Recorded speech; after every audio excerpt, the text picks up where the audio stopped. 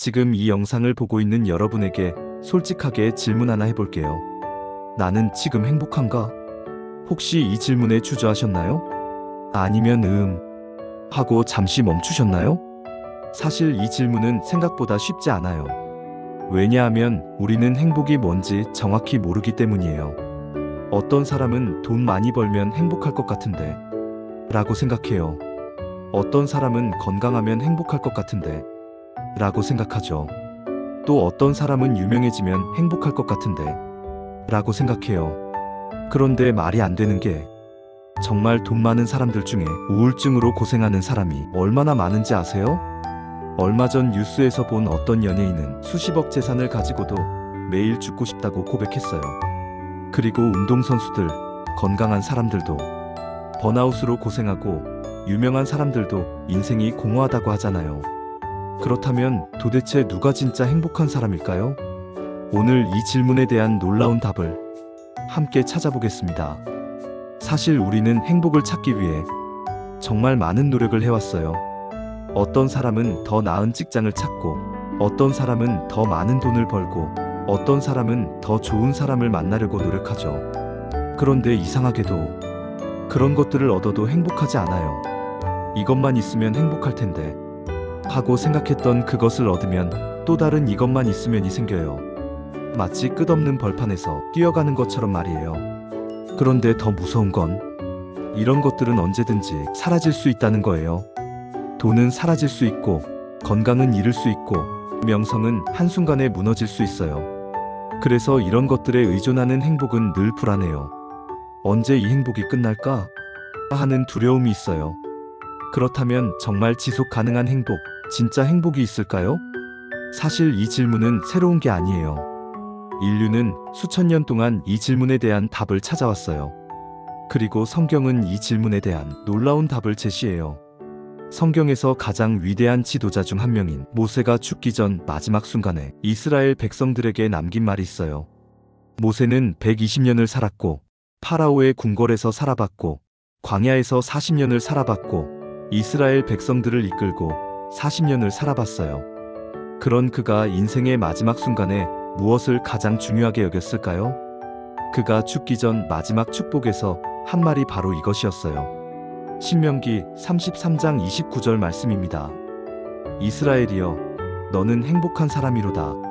여호와의 구원을 너같이 얻은 백성이 누구뇨? 그는 너를 돕는 방패시요, 내 영광의 칼이시로다. 내 대적이 내게 복종하리니 네가 그들의 높은 곳을 밟으리로다. 모세는 분명히 선언합니다. 하나님의 백성이야말로 진짜 행복한 사람이다. 그런데 이 말이 그냥 종교적인 슬로건일까요? 아니에요. 이 말씀 안에는 행복의 비밀이 숨어 있어요. 첫 번째 행복의 비밀은 하나님의 구원입니다. 여호와의 구원을 너같이 얻은 백성이 누구뇨? 여러분, 구원이 뭔지 아세요? 많은 사람들이 구원을 단순히 죽은 후에 천국 가는 것이라고 생각해요. 물론 그것도 맞아요. 하지만 구원의 의미는 훨씬 더 깊어요. 구원의 원래 의미는 건져내다, 해방시키다, 자유롭게 하다는 뜻이에요. 즉, 하나님의 구원은 우리를 지금 이 순간에도 우리를 모든 문제에서 건져내시는 거예요. 예를 들어볼게요. 당신이 지금 병으로 고생하고 있다면 하나님은 그 병에서 건져내실 수 있어요. 당신이 지금 경제적으로 어려움을 겪고 있다면 하나님은 그 어려움에서 건져내실 수 있어요. 당신이 지금 인간관계로 고민하고 있다면 하나님은 그 문제에서 건져내실 수 있어요. 하지만 더 중요한 건 하나님은 우리를 절망에서 건져내신다는 거예요. 여러분, 절망이 뭔지 아세요? 절망은 더 이상 희망이 없다는 생각이에요. 내 인생은 이제 끝났다. 더 이상 바뀔 수 없다. 이 상황은 절대 좋아지지 않을 것이다. 이런 생각이 절망이에요. 그런데 하나님의 구원을 받은 사람은 절대 절망하지 않아요. 왜냐하면 하나님은 절망적인 상황에서도 역사하시기 때문이에요. 성경에서 가장 절망적인 상황은 뭐였을까요? 바로 십자가였어요. 예수님이 십자가에서 죽으셨을 때 제자들은 완전히 절망했어요. 끝났다. 우리가 믿던 분이 죽으셨다. 이제 모든 게 끝났다. 그런데 3일 후에 무슨 일이 일어났나요? 부활이 일어났어요. 절망이 최대의 희망으로 바뀌었어요. 이게 바로 하나님의 구원이에요. 그래서 하나님의 구원을 받은 사람은 어떤 상황에서도 절망하지 않아요. 지금은 힘들지만 하나님이 더 좋은 계획을 가지고 계실 거야. 이 상황이 끝이 아니라 시작일 거야. 이런 소망이 있어요. 여러분, 이런 소망이 있는 사람과 없는 사람 중 누가 더 행복할까요? 당연히 소망이 있는 사람이 더 행복하죠. 이게 바로 하나님의 구원 때문에 오는 행복이에요. 두 번째 행복의 비밀은 하나님의 보호입니다. 모세는 하나님을 이렇게 묘사했어요. 그는 너를 돕는 방패시요 내 영광의 칼이시로다. 방패와 칼? 이게 무슨 의미일까요? 여러분, 우리 인생을 한번 생각해 보세요. 우리는 매일 크고 작은 전쟁을 치르면서 살아가요. 어떤 전쟁들이 있을까요? 첫째, 질병과의 전쟁이 있어요. 어떤 사람은 암과 싸우고, 어떤 사람은 우울증과 싸우고, 어떤 사람은 만성질환과 싸우죠. 둘째, 경제적 어려움과의 전쟁이 있어요. 빚 때문에 고생하는 사람, 실업 때문에 고생하는 사람, 사업 때문에 고생하는 사람이 있어요. 셋째, 인간관계 때문에 생기는 전쟁이 있어요.